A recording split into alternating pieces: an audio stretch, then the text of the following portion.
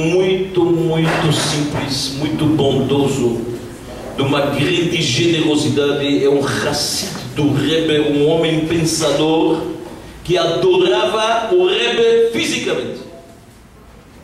Sabendo das grandes campanhas do Rebbe, eu estou lhe contando uma história que tem mais de 33 anos atrás. Este homem chegou 33 anos atrás para o Rebbe e deu para o Rebbe $1 milhão. E disse: isto é para a campanha da Kashrut. O Rebbe começou com este dinheiro uma campanha mundial que qualquer pessoa do mundo, qualquer senhora, já que se lembrou, que quer kasherizar sua casa, e ela vai precisar ter despesas com isto. Tem certas coisas que não dá para kasherizar. Tem que trocar frigideiras, o forno talvez não serve, tem que comprar mais uma louça. As despesas que ela não pode pagar por causa disto, o Rebbe paga. O Rebbe começou uma campanha mundial que pagava no começo as despesas que uma pessoa, uma família que não tem posses, tem em kasherizar a sua casa. A gente vê quanta importância o Rebbe atribuiu a isto, e principalmente que o Brasil ficou socionista, mas diretamente.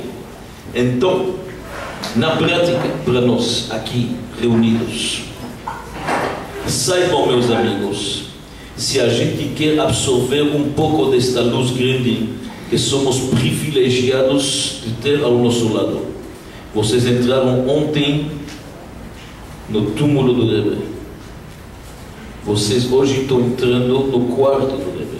Vocês estão aqui a semana inteira na sinagoga 770 do Rebbe, onde que lá escreveu e aconselhou e abençoou e respondeu dia e noite.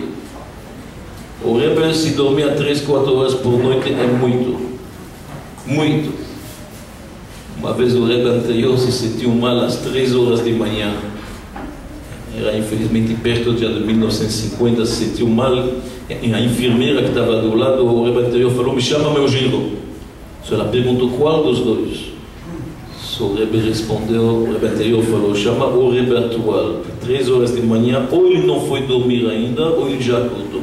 Jamais ele está dormindo nesta hora. Ou já acordou, ou não foi dormir ainda.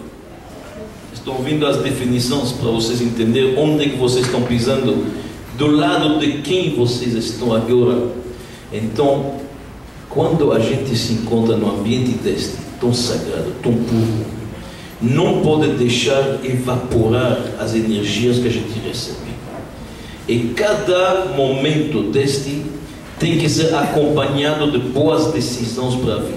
É muito importante acoplar a bênção que o Rebbe nos abençoa com o receptáculo nosso do que a gente vai acrescentar. E cada um sabe o que ele vai acrescentar. Mas já que estamos contando que para o coração do Rebbe a Kashrut era tão importante, e o Brasil foi pioneiro nesta campanha mundial, posso lhe afirmar uma coisa que a gente vê muito em São Paulo. Quando uma pessoa absorve alimentos que não são kasher, é mais difícil a captação de assuntos espirituais.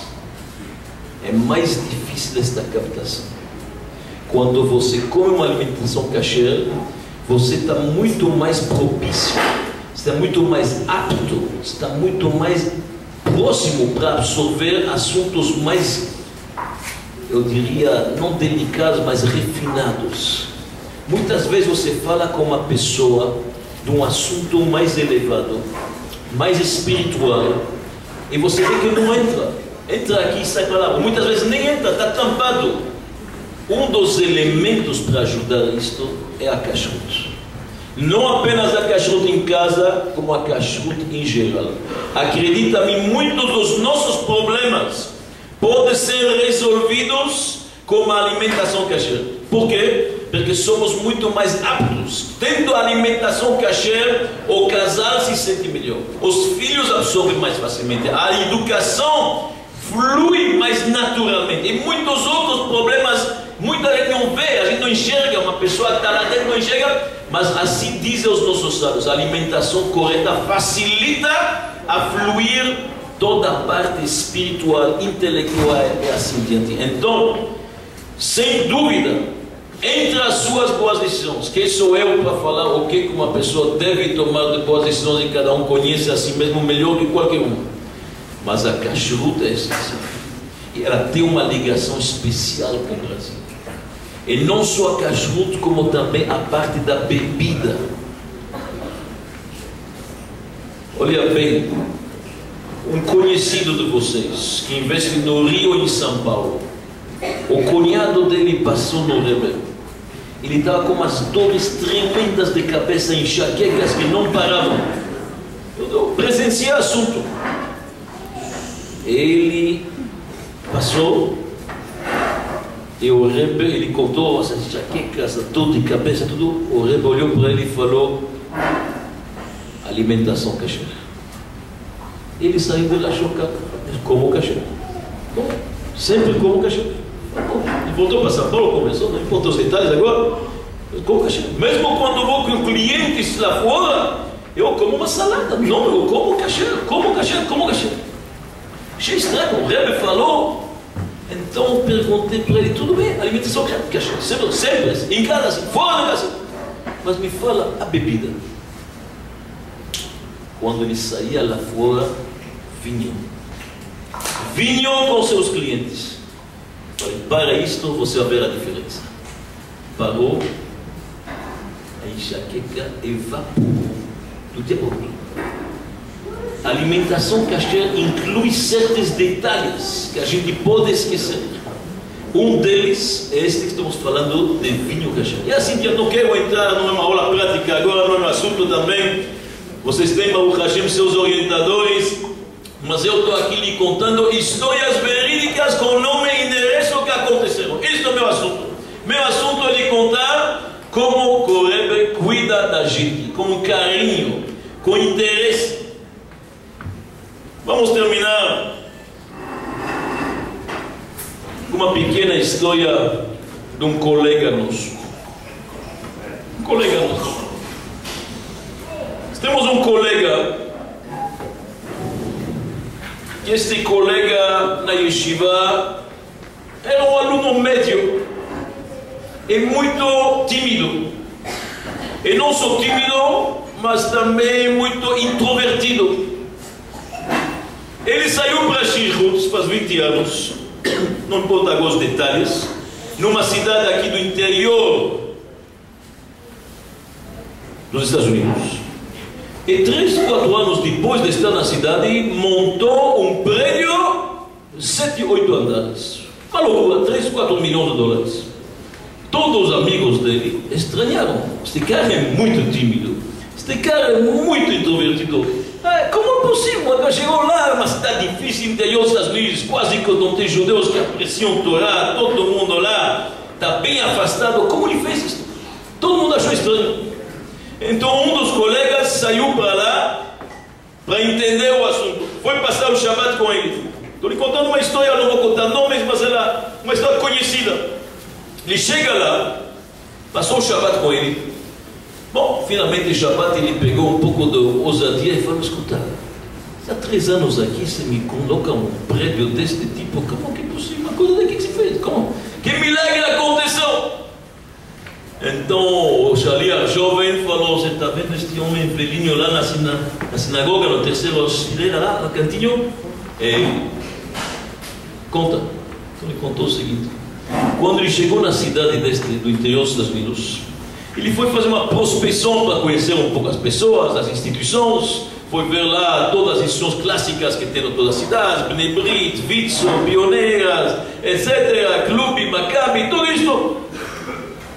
Começou a juntar os nomes dos homens mais filântropos da cidade, até que cada um deles falou: olha, fulano, este homem pontua, então não perde teu tempo com ele. Interessante, todo mundo falou, mas cada um falou: aquele lá não dá, aquele lá jamais ele dá. Uma palavra em português bem mão fechada, não perde teu tempo com ele. Bom, ele registrou. Após 6, 8 meses, O dinheiro ficou curto, ele tem que fazer atividades, vem um Hanukkah, vem um Purim, um Hashalir de Chabad não fica parado, você sabe isso muito bem. A casa dele vira, na verdade, já um centro. Ele precisa de dinheiro para avançar. Então ele foi lá, depois lembrou, interessante, todo mundo falou do mesmo ciclano lá que não dá. Eu vou. Máximo, ele fala, não, pior não pode acontecer. Ele foi na casa deste fulano lá.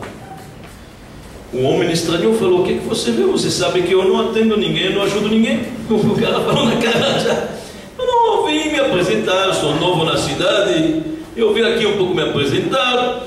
Quem é você? Ele falou, olha, eu sou representante do Rebbe de Lubavitch aqui. Aliás, esta é a maior dádiva que o Rebbe permite que a gente disse que nós somos representantes dele. Vocês imaginam o que significa isso? Não? Vocês permitiriam alguém falar que ele é seu representante? É um jovenzinho que saiu agora. Esta é a maior dádiva. Então o que acontece? Eu sou do Rebbe de Lubavitch de Brooklyn. Aqui nós estamos abrindo alguma filial. Aqui eu sou... Aquele velhinho falou, Brooklyn, que rua? Falou na Eastern Parkway. Eastern Park está lá, ainda não falou, não, o rabino já faleceu, infelizmente, faz quantos anos? Ah, interessante, você de lá? Sim. Você aprendeu lá? Sim. Aquele Rebbe? Sim. Começaram a fazer perguntas. O cara falou, espera um minuto. Entrou no quarto, voltou com talão de cheque. Volta com talão de cheque, pega a caneta e escreve um primeiro cheque, $1 milhão. Este chefe nunca, não somente que ele nunca viu tantos zeros na vida dele, nunca carregou isso, ele nem sabe o que é, nem sabe fazer a conta disso, porque nunca esses números passam, desmaiou quase. O que aconteceu? Este homem falou para ele o seguinte, deixa eu te falar, ele falou, 1953, não me lembro que ano que foi, teve a guerra da Coreia. 53 ou 56, obrigado. 1956, a guerra da Coreia. Muitos jovens americanos foram mobilizados, entre eles eu também. A nossa família morava upstate New York, aqui no norte de Nova York. Uma família não religiosa, mas a minha mãe vinha da Europa, sabia o que é judaísmo, racismo, Rebbe. Então, antes de eu pegar o avião de Nova York para a Coreia, ela me implorou e me pediu, que ela escutou que tem um grande Rebbe lá em Brooklyn, por favor, vai pegar uma bênção dele. Porque lá, assim, era na Europa, todo mundo sabia, não se fazia assim, por favor. Ok, eu um jovem, não sei quantos anos ele tinha, 18, 22, fui lá, fui atendido, era fácil naquela época entrar, entrei no Rebbe. O Rebbe me deu alguns conselhos e me deu uma grande bênção para sair ileso e voltar vivo, são e salvo da guerra. O Rebbe me disse, se não me engano, não conheço os detalhes todos, que eu me cuidasse sempre antes de comer pão, lavar as mãos. Não comer pão, mesmo em situações de guerra, que pela lei na guerra tem certas facilidades, mas não fazer isso sem lavar as mãos. A guerra não foi fácil, foi um momento difícil, não foi curto, foi comprido, quem conhece a história. E infelizmente eu me cuidei, sempre realmente antes de comer eu lavava as mãos. Aconteceu um momento que eu não achei água por perto, então me afastei um pouco para ir no ribeirão bem pertinho. Naquele momento para pegar água, caiu um obus, caiu uma bomba e grande parte de nossa divisão foi dizimada. Não sobrou quase nada quando eu voltei. A guerra terminou. Muitos dos meus colegas não voltaram.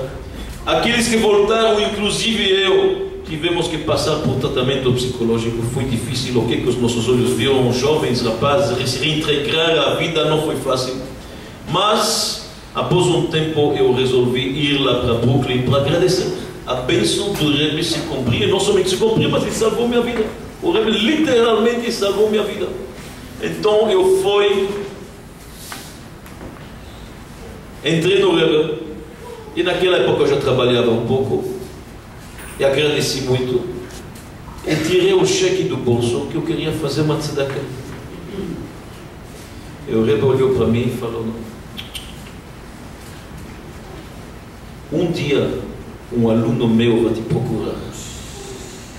Então você faz o cheque. Passou mais de 50 anos, jamais alguém do Lubavitch me procurou. Jamais. Hoje, você vê, eu não sou de dar, mas aquele cheque hoje, de 50 anos, aqui está. Este é o primeiro cheque meu para você. Eu sou do seu lado. O homem construiu o prédio sozinho. Este é o velhinho da terceira fileira. O Rebbe não fica devendo. O Rebbe cuida da gente como um pai e como uma mãe. O Rebbe nos abençoa. As bênçãos acontecem no mínimo os detalhes. Na data